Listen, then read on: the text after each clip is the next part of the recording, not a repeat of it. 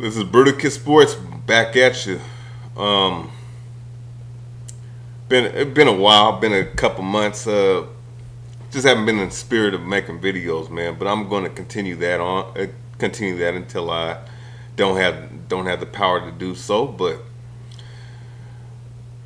you know, I'm really kind of fired up in my spirit right now because I saw that video that the brother Blood Boxing made. And I'm really fucking angry, man. I really am, because I don't know where to begin. You know, obviously, you know, this nigga Mayweather, you know, doing an interview with that albino ass motherfucker, I guess that faggot albino motherfucker on Fight Hype or whatever, man. I was listening to, man, that, you know, Mayweather, man, it's one thing to be what you are, which is a cherry picking overrated piece of shit. It's one thing to be that. It's another thing, you know, to be a fighter, you know, taking all the money, you know, selling out, doing the shit that you do. It's okay. That's all right, man. Cause the real boxing fans know where you need to be ranked as an all-time great. And you know, I've been trying to be lenient as much as I can in terms of where I would rank him, because I would have to really go into history, which I know the history. I know the history of the fighters, okay? You know, but to actually break things down, to actually put things together in terms of taking in all the variables, every aspect, you know, having a objective mindset, you know, of everybody's career and all the variable that go into it, their careers, and matching them up, and to actually put them together. I have my idea of my top 15, top 20, but to put a top 100 list and be legit in terms of where you rank them based on your criteria, it's hard to do that. I'm not going to sit up here and lie. But at the same time, man, I just know that someone like Mayweather, yes, he's a top 100 fighter of all time, but if you get mad at me for not having him in my top 50, especially after if I really put in the work and research to actually do so, which I could, but I don't have the fucking time to do it, yeah, I would do something like that and explain my reasoning why he would be somewhere lower than the top 50, but still in the top 100. And you know what the funny thing is, especially, and I'm just gonna call it because it is what it is. You niggas, you fucking niggas, you dumb niggas, that the Flomo ass niggas that follow this man, you would have a problem with that. Instead of being like, oh, that's your opinion, I respect it. I don't do the research. I haven't done the research, nor have I ever done any kind of research on the history. So I'm gonna have to respect your opinion until I make my own opinion and give reasons and facts as to why I make my opinion.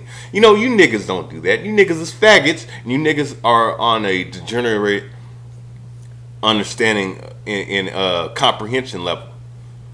And see, when I watched that video, man, I was really heated, man, because he said that Mayweather said that Ali wasn't on top for 17 fucking years, man.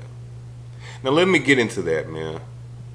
He wasn't on top for 17 years, so you're gonna say that she was on top all the time, 17 years?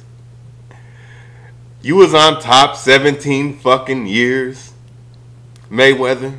So you was on top your first 3 fucking years in boxing. So you was on top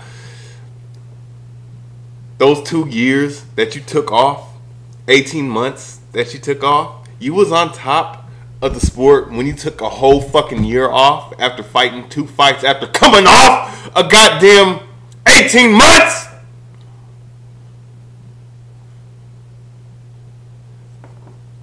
And let's not let's not even. Oh, so we're not even gonna add the fact that that Ali was in a different era.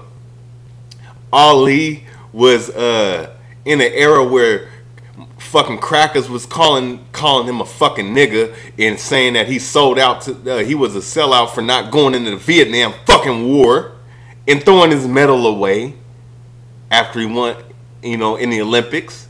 You're gonna call him a sellout and talk all this kind of shit about him getting banned for 3 years in boxing.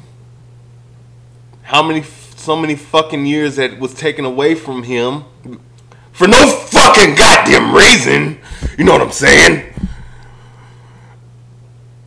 And still was able to dominate the era of Sonny Liston, Floyd Patterson, Cleveland Big Cat Williams. Then transitioned to the 70s, this late 60s, early to mid 70s to late 70s, and dominate all them guys. George Foreman, Ernie Shavers, two of the hardest hitting motherfuckers that ever punched a fucking bag in boxing. Joe Frazier is amongst some of the hardest hitting motherfuckers of all time. One of the greatest inside fighters you'll ever see in your life.